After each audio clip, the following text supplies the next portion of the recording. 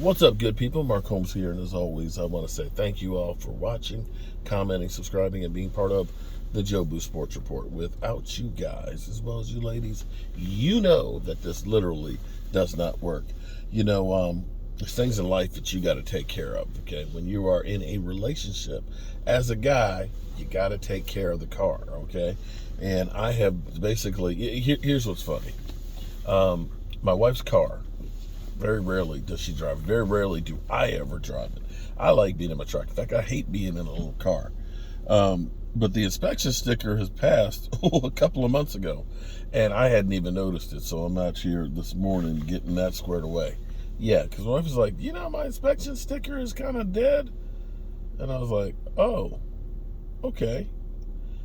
My wife drives so little that when the pandemic started, we had just gotten the oil changed. And through the first year, we didn't need another oil change.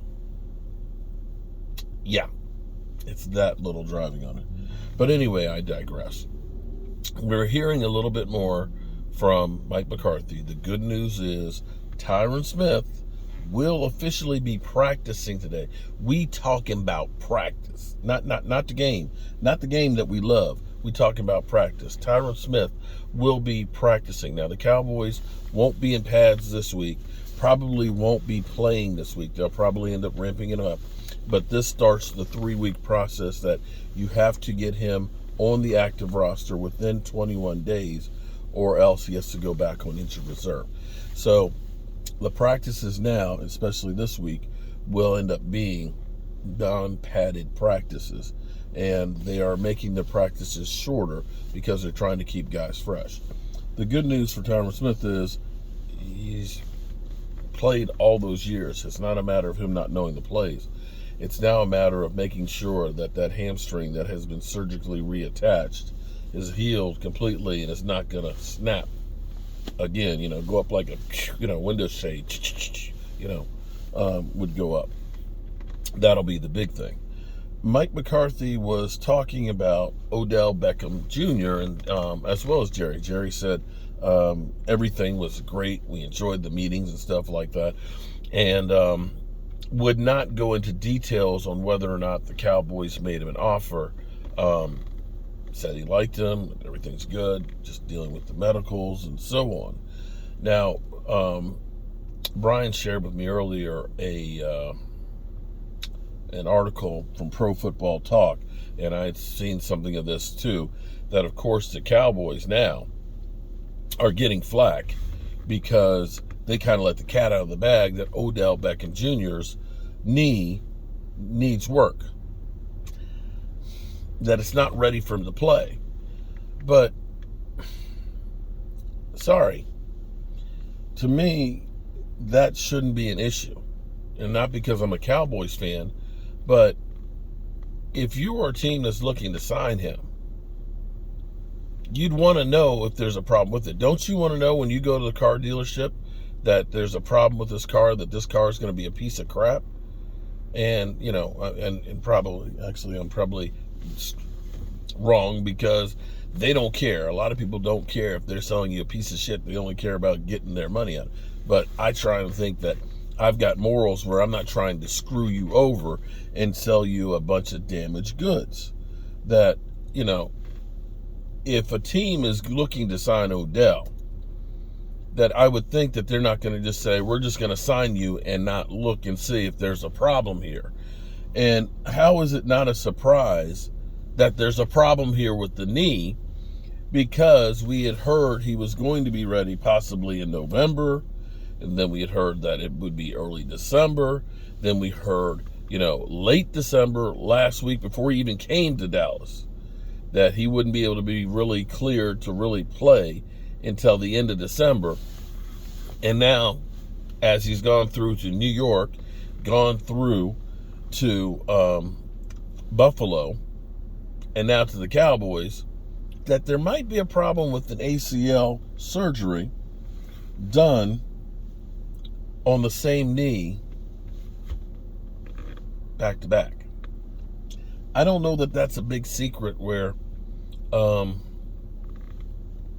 Cowboys let anything out the bag. I just don't. But it doesn't matter for the Cowboys. They're always going to get flack no matter what. Because it would be if the Cowboys didn't say anything and then he goes someplace else and signs. Well, the Cowboys didn't let anybody know. They got the great doctor there that knows all this. The Cowboys helped to sell a lemon. And it's not that the Cowboys might not sign him. It's not. It's still a possibility where the Cowboys look and say, you know what, Odell? We hope that you're going to be ready for playoffs. We're going to basically make a deal that, you get paid for playing. And, if that works out, then we go through and we'll, look at a contract for, the next year or the year after and so on. But come on, guys. Let's be real here. It was always a pipe dream to begin with. We still are focusing in and thinking that Odell Beckham Jr. is the one-handed catch guy from years ago. And the reality is he's not any longer.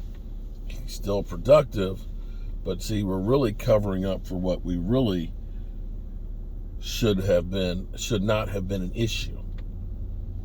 Had we held on to Amari Cooper, we wouldn't have this problem right now. We wouldn't be looking at a guy who's coming off an ACL surgery, hoping that he'll be the guy who could help us get back to the Super Bowl. That's the bottom line. And the Cowboys right now realize that they did make that mistake and are trying to figure out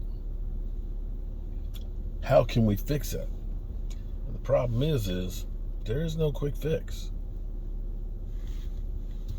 And it's too late at this point to try and find somebody who's going to add you in immediate burst.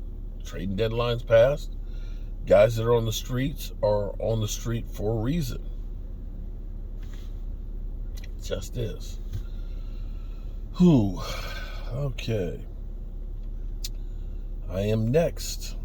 So as soon as I finish that car, I can stand out in the rain while they inspect this one and give them my money. I hope everybody's having a great day. We are closing in on 50,000 subscribers.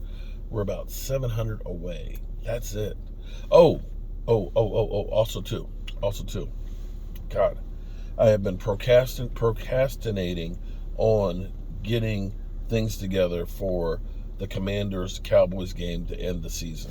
Got to start focusing in on that and stuff. What we're going to do this year for the tickets, I think it's section 325, same section we were in last year. The tickets are $199, $199 club level. Now, here's the good thing about club level. Oh, there we go. The good thing about club level is, no. Okay, is if it's cold out, it is covered and heated. So you can go into the club level and get some heat and everything else. They've got the concourse to get food. We'll have patio heaters and things like that out there so that way we can stay warm outside. Of course, we'll have the canopies and everything else. So I got to start working on getting that together. It'll be cold. It could be cold. And hell, it might be a night game for all we know because it's still to be determined. But what we're going to do is the tickets we're going to have a code basically and the number for the person from the Commanders to buy the tickets from directly from them. So instead of me having 80 tickets that I'm trying to electronically send to everybody the night before the game, you'll get the tickets right then and there from them, and there's no extra fee on the tickets. And you can buy the parking passes from them as well. So the tickets are $199. The parking passes for the red zone parking area will be $50. And I might just have a special guest that will go with us to the game. I'm working on that now and so on, but I'll put a post later on today in the community tab on exactly what to do as far as the tickets go. And we're gonna have a ball. We're gonna have a ball. All right. I'll catch you on the flip side. Peace.